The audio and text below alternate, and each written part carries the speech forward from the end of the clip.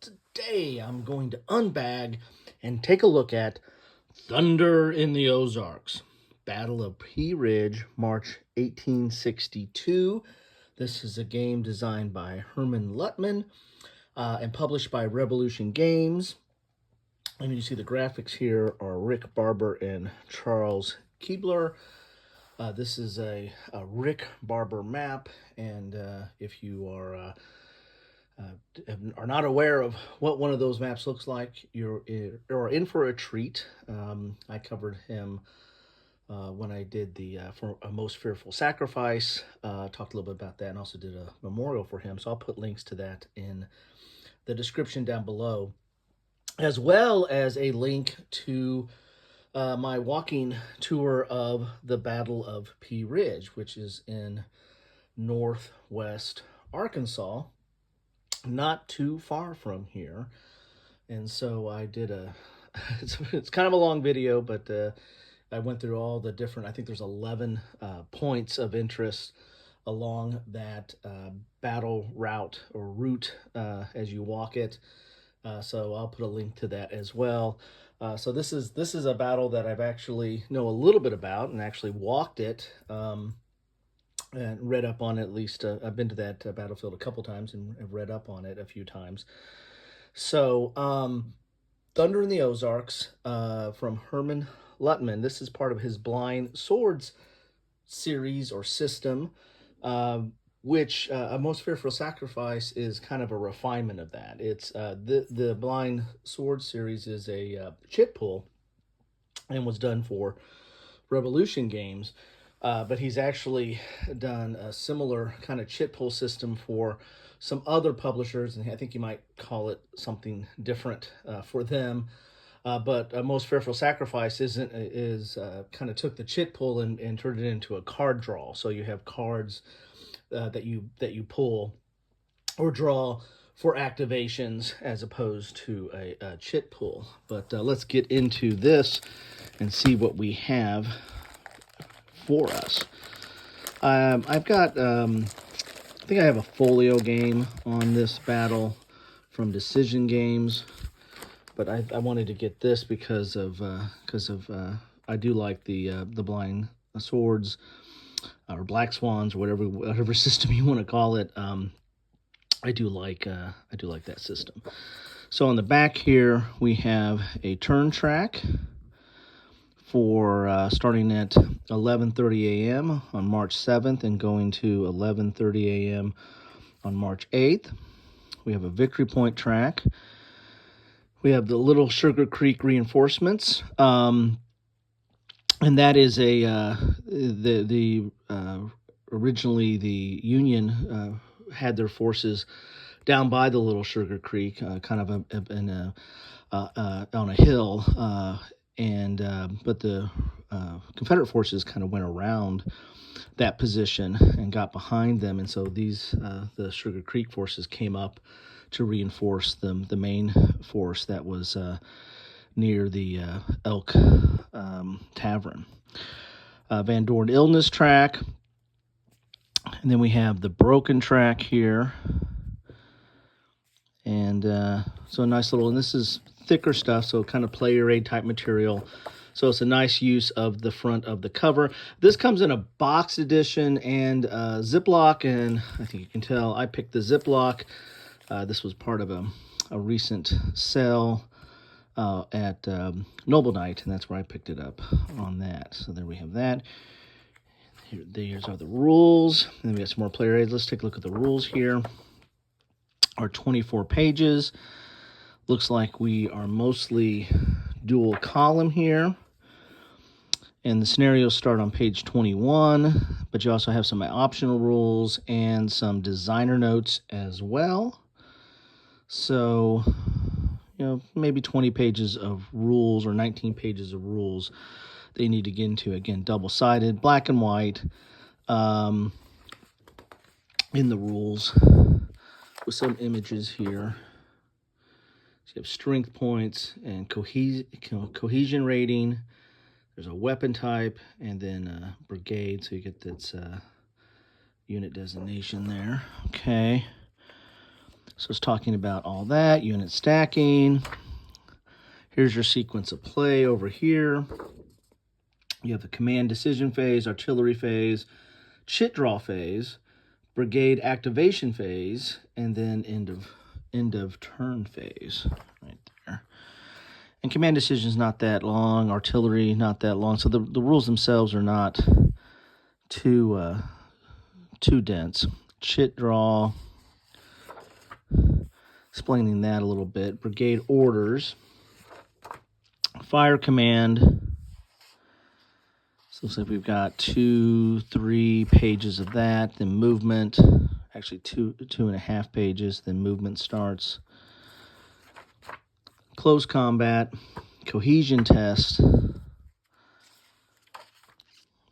and which is going to get you into breaking and retreating. Here's retreat movement. Skedaddle, I love his term that he uses. That was one of my first games from this system was the Most Fearful Sacrifice. I kind of went backwards, right? And he's got skedaddle. I love that. Skirmish order, rally, end of turn phase, victory termination, and then optional rules. So not a lot here. I mean, nothing like the Great Battles of the American Civil War, which is a little bit more detailed and complicated system. Here is the Confederate player aid. So you got your sequence of play, you've got your terrain effects, you've got stacking, brigade order details, attack, defend, maneuver, and regroup. You've got rally, general casualty, fog of war shit, and artillery stacking here. On the back, you have the event description, Confederate event descriptions. And these are going to be pulled from the chits that you get out there. Then you're going to have one of these for the Union player. So it's going to have all the same stuff, but you're going to have Union event descriptions here, which will be a little different. Then we have, and this is on grayscale, but thick paper, good player aid material. Then we have a cohesion test table and terrain key. And this looks a little bit more complicated, especially let's get to this too. Your combat results table. This might look a little bit busy for a combat results table, but it's really not that bad once you understand how the system breaks down. And I imagine this system is somewhat close to a Most Fearful Sacrifice, which is I'm more familiar with, having started there at the end, or the most recent. But this, I think, all evolved into that system. So you got fire shifts and combat shifts and the like. You can see here you have the good old I call it the Avalon Hill system. They weren't the ones that came up with it, but there was a lot of Avalon Hill and other games that did this. But you roll 2 dice and you read them whatever the dice roll. One is two different colors, and so you get anywhere from 11 to a 66 result on it. And these are both it's the same here. So you got one for each player. So you got those tables on one side, and then you have the combat results on the other. And these are nice, thick, and color. Here we have, and this is a little bit different paper. This isn't the slick paper. This is more, kind of post-construction paper or whatever, but it's thick. This is the Army of the West Division activation chart. Here's your activation chits here. Oh, those are event chits, and then you got the activation. What you pull will be the activation right there. Then you're going to have one for the Army of the Southwest Division activation chart. And those are one-sided, so you can put those off to the side. Then you have your counter sheet. And decent size counter, decent thickness. I think these are kind of standard for Revolution. They're fine. But you get the Confederate forces there. And then the Union forces over here. And then you have these markers here to mark stuff, when they're shaken. And it's going to tell you the effect of the on that counter, like losing strength points or what have you. And then these are double-sided.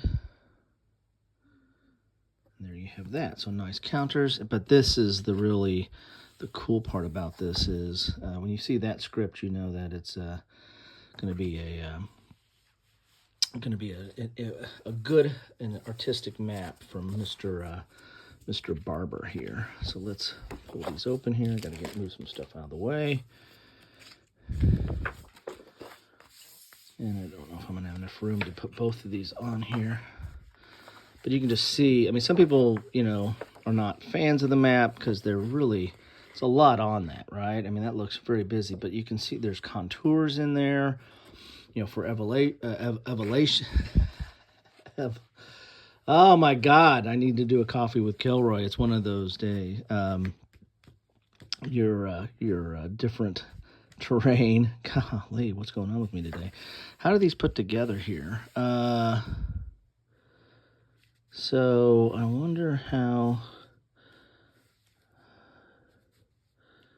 Wonder how these are put together. I'm not seeing they don't look like they would go. Maybe they do.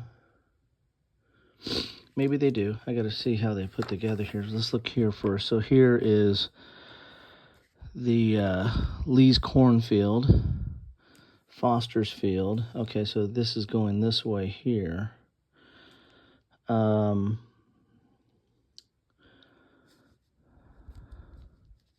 Leetown. Yeah, this is Leetown. Okay, yeah. So Sugar Creek is down this way, or Little Sugar. I can't remember the name, but it's down this way, and that's where the forces had to come up to here. And then you've got Elkhorn. I'm just not seeing how to put these together for some reason. I'm having a brain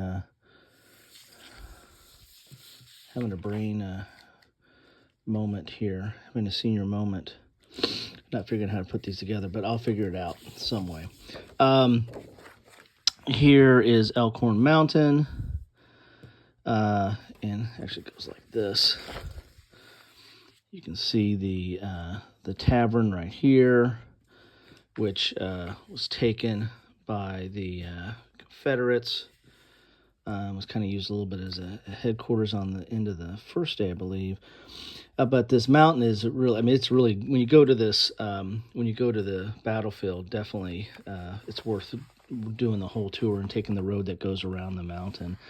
There's some, you can see these rocks in here that some of the Union forces were kind of stuck in. And we're some shelling going on and some of that stuff there, or the Confederate forces as they came around here as well, I should say. Anyway, I think there should only be 2 maps. See what we say here. I've got to look at the. There's no back page to this, so I don't have the contents here. Each map is approximately 150 yards across. So I don't see talking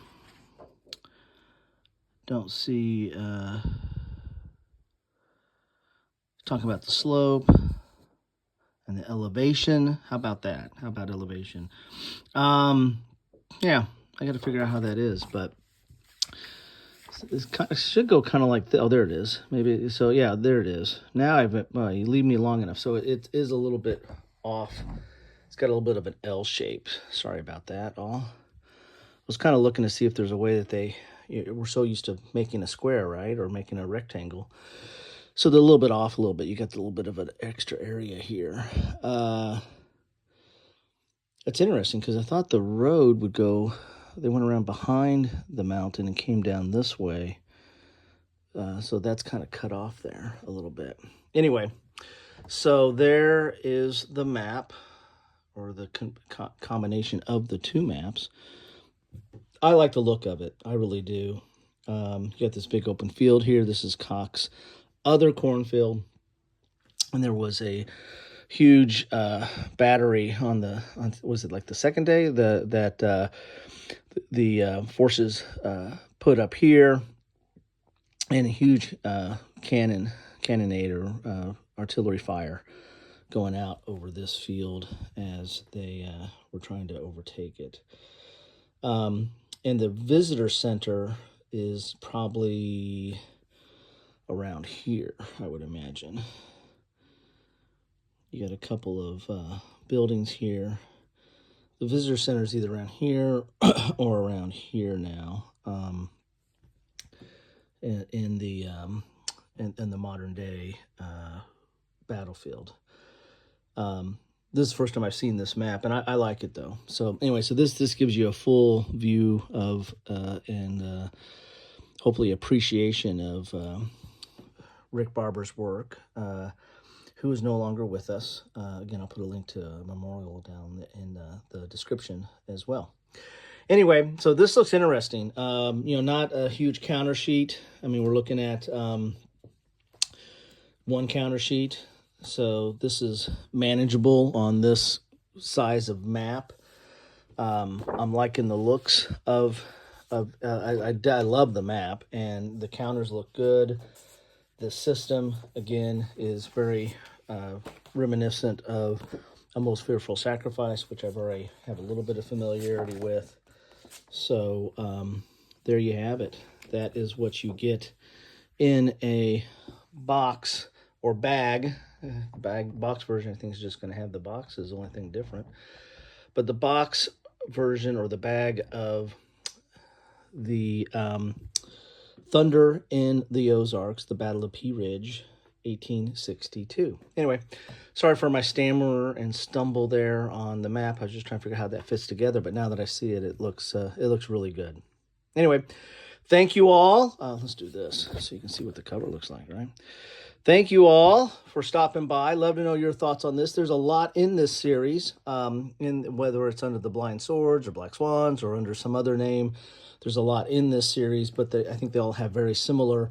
They have the same designer and they have very similar mechanics. So if you like one, you're probably going to like the rest of them, and they cover different battles. Anyway, thanks all. Take care.